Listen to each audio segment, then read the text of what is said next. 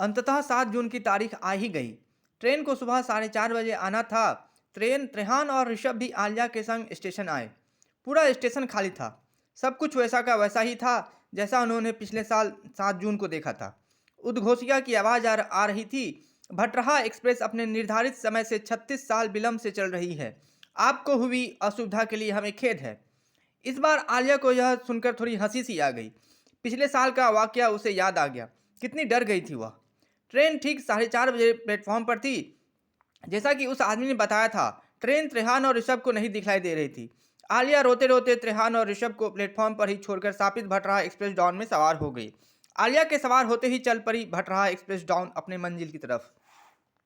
आलिया उस डिब्बे में चढ़ी जिसमें कि सवार होकर वह भटरा आई थी, और उसी सीट पर उसे वह बूढ़ा आदमी भी बैठा हुआ नजर आया। आलिया को देखते ही वह बूढ़ा मुस्कुराते हुए बोला, आओ आलिया आओ। मुझे ऐसा लग ही रहा था कि तुमसे तुमसे फिर से मुलाकात होगी। आलिया ने पूछा, तुमने हमारे साथ ऐसा घिनौना खेल क्यों खेला? बूढ़ा बोला, मैंने कुछ नहीं किया, सब नियति का खेल है। आलिया ने फिर पूछा, इस बार यह ट्रेन खेरीगंज पहुंचेगी कि नहीं, या न्योता पुल से गिरकर ह्यूसी नदी में समा जाएगी? बूढ़ा मुस्कुराने लगा। बूढ़ा बोला, ट्रेन तो खेरीगंज जरूर पहुंचेगी, लेकिन तुम खेरीगंज पहुंचोगी कि नहीं यह तुम पर निर्भर करता है। आलिया ने डरकर पूछा, तुम्हारे खुराफाती दिमाग के अंदर कौन सा नया खेल सूझा है? बूढ़ा जोरों से हंसने लगा। बूढ़ा बोला, इस बार मैं सब सच सच सच कहूँगा। मैं भी चाहता हूँ कि तुम अपनी पुरानी जिंदगी में वापस चली आओ। पिछले साल तुम जब त्रेहान और ऋषभ के साथ ट्रेन में सवार हुई थी तो मुझे भी तुम्हारे लिए दुख हुआ था। आलिया ने कहा, हमदर्दी के लिए शुक्रिया। खेरीगंज पहुंचकर मैं सब कुछ भूल जाने की कोशिश करूंगी, लेकिन त्रेहान और ऋषभ के लिए मुझे जिंदगी भर दुख रहेगा।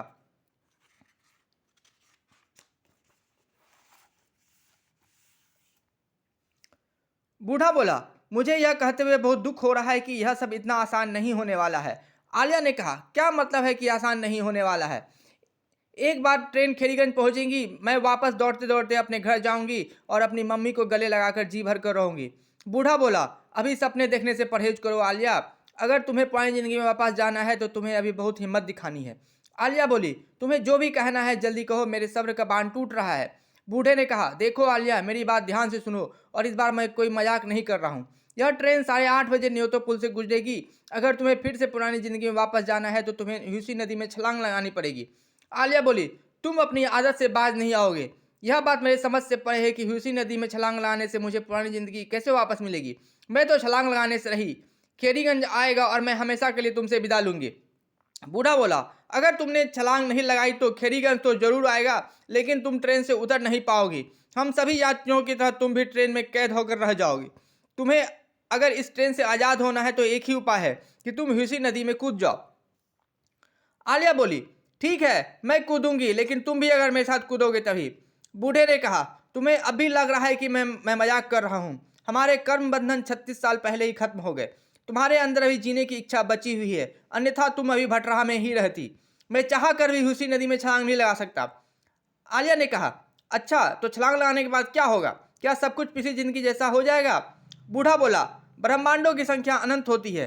तुम किसी दूसरे ब्रह्मांड में चली जाओगी जहाँ की ज़्यादातर चीज़ें तुम्हारी पिछली जिंदगी जैसी ही होंगी, लेकिन सभी कुछ हो यह जरूरी नहीं है। तुम किस ब्रह्मांड में जाओगी यह तुम्हारी इच्छा और ऊर्जा के नियमों द्वारा निर्धारित होगा। आलिया ने उलझ कर कहा, तुम यह कहना चाहते हो कि ह्यूसी नदी ब्लैक ब्लैक होल की तरह काम करेगा? आखिर तुम्हें ये सब चीज़ कैसे पता? बूढ़ा बोला, हाँ, कुछ ऐसा ही समझो। और जहाँ तक मैं जानने की बात है, पिछले 36 सालों में मैं शून्य हो चुका हूँ। शून्य और अनंत में ज़्यादा का अंतर नहीं होता है। आलिया नहीं मानी।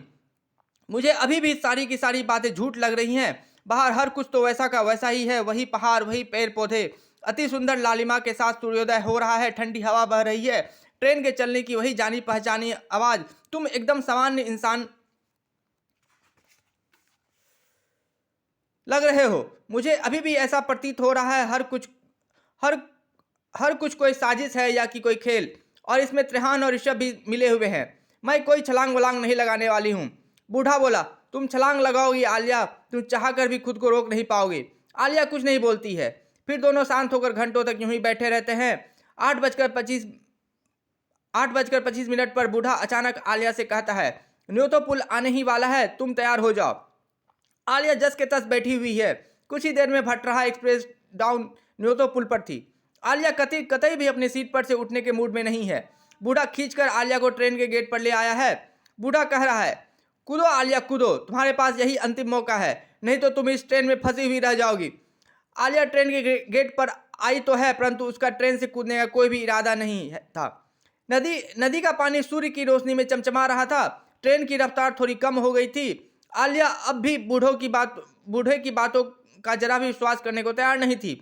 उसे बूढ़े का वह मुस्कुराता हुआ चेहरा याद आ रहा था जब पिछले साल ही ट्रेन ने न्योतो पुल पार किया था। वह कैसे यकीन कर ले, क्या सच था क्या झूठ। हवा तेज रफ्तार से आलिया के चेहरे से टकराती हुई उसके बालों को उड़ा रही थी। आलिया को अच्छा लग रहा था, परंतु उसका दिमाग शून्य पड़ चुका था। बूढ़े ने कहा, छलांग लगाओ आलिया, कूद जाओ, एक बार ट्रेन न्योतो पुल पार गई तुम पछताती रह जाओगी। आलिया को इस बात का पता भी नहीं चला कब उसने ट्रेन से छलांग लगा डाली। पुल से कूदने और नदी के पानी का स्पर्श पाने के बीच उसे अपनी सारी जिंदगी आंखों के सामने भागती हुई नजर आई। अंततः आलिया विशाल भूसी नदी के लहरों में खो गई।